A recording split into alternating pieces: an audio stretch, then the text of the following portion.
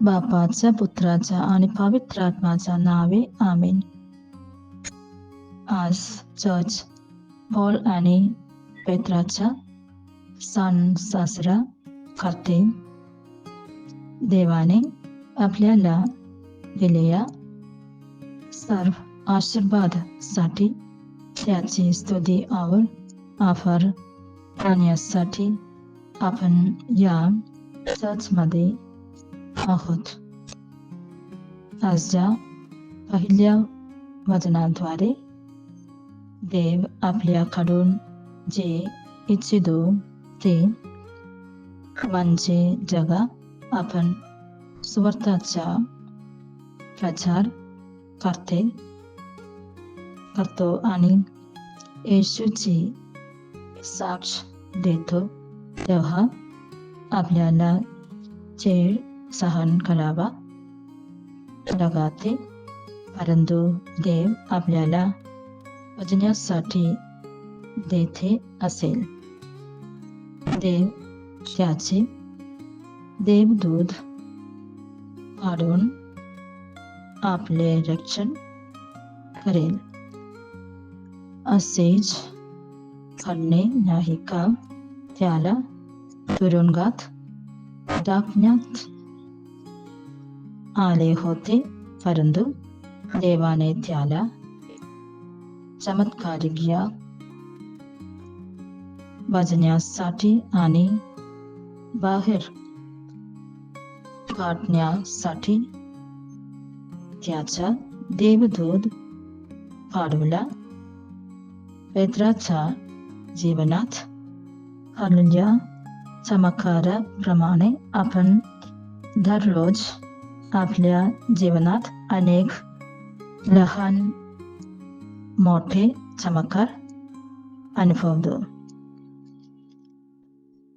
आजच्या दुसऱ्या वचनात संत पौल म्हणतो, मी चांगली लढाई लढली आहे, मी माझी शर्यत पूर्ण केली आहे, मी विश्वास राखला आहे आणि माझ्यासाठी नीतिमत्तेचा मुकुट ठेवला आहे. आपल्यापैकी प्रत्येकाला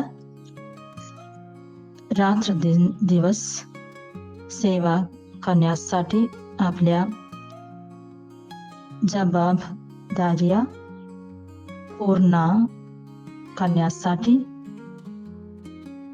आणि स्वार्थी करण्याद्वारे पृथ्वीवर स्वर्गाचे राज निर्माण करण्यासाठी बोलावले आहे.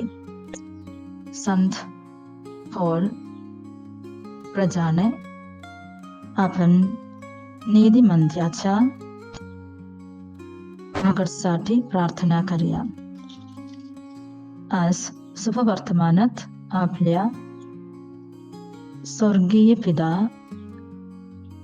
पेत्राद्वारे जगाला त्याच्या